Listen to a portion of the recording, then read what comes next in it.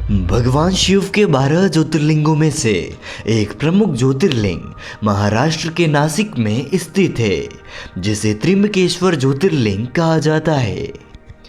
इसी जगह ब्रह्मगिरी नामक पर्वत से गोदावरी नदी का उद्गम होता है, जहां गोमुख से निकलती गोदावरी के दर्शन होते हैं।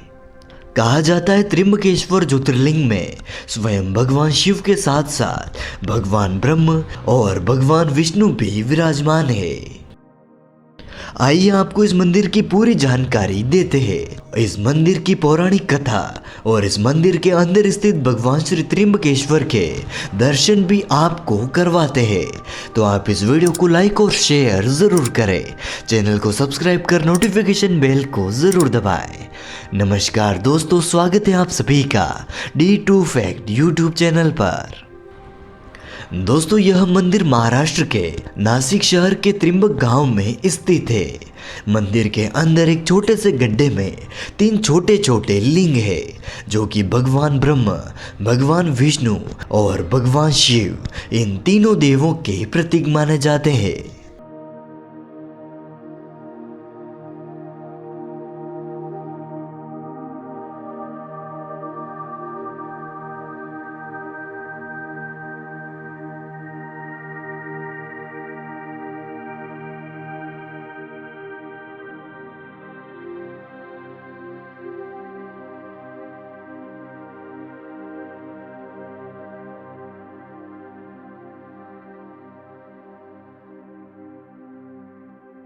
शिव पुराण के अनुसार ब्रह्मगिरी पर्वत के ऊपर जाने के लिए चौड़ी चौड़ी 700 सीढ़ियां हैं। इन सीढ़ियों पर चढ़ने के बाद रामकुंड और लक्ष्मण कुंड मिलते हैं और शिखर के ऊपर पहुंचने पर गोमुख से निकलती गोदावरी के दर्शन होते हैं।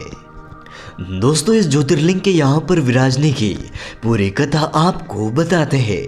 शिव पुराण में वर्णित कथा के अनुसार किसी समय महर्षि गौतम और उनकी पत्नी अहिल्या यहाँ पर रहा करते थे।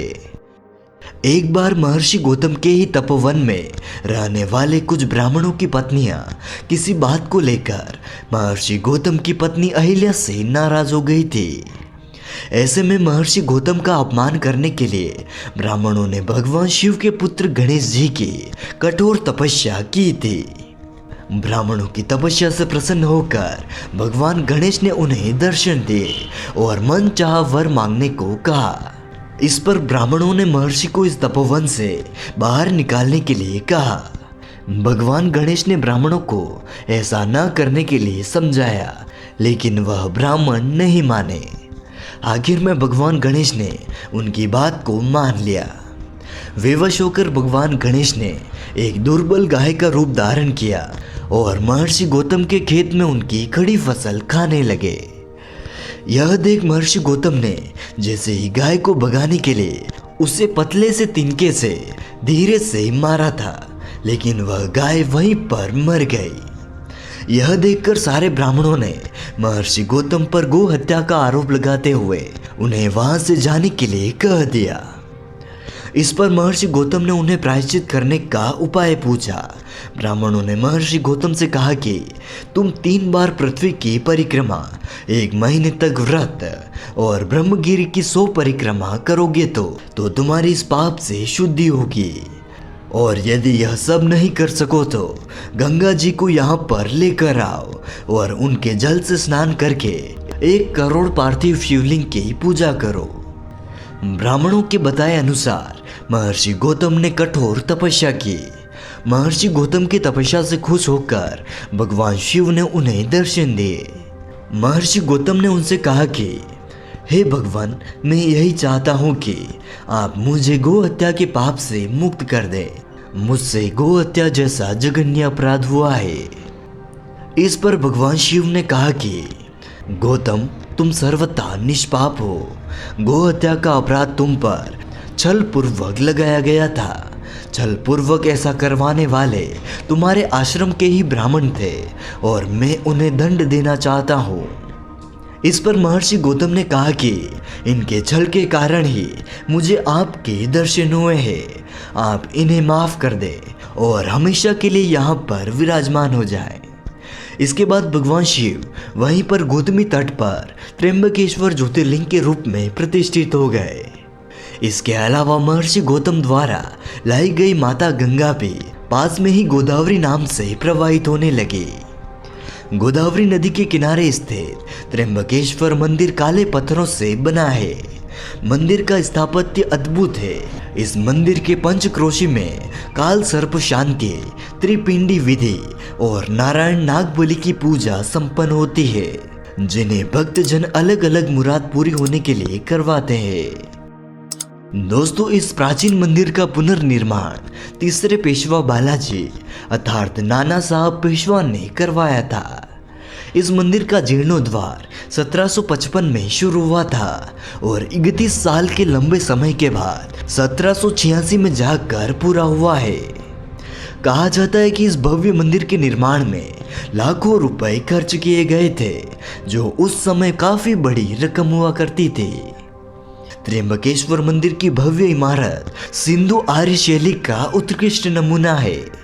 मंदिर के अंदर गर्भगृह में प्रवेश करने के बाद शिवलिंग की केवल आर्गा ही दिखाई देती है। यहाँ पर शिवलिंग नहीं दिखाई देता है। गौर से देखने पर अर्गा के अंदर एक एक इंच के 3 लिंग दिखाई देते हैं। इन तीनों लिंगों में त्रिदेव यानी कि ब्रह्म, विष्णु और महेश का अवतार माना जाता है।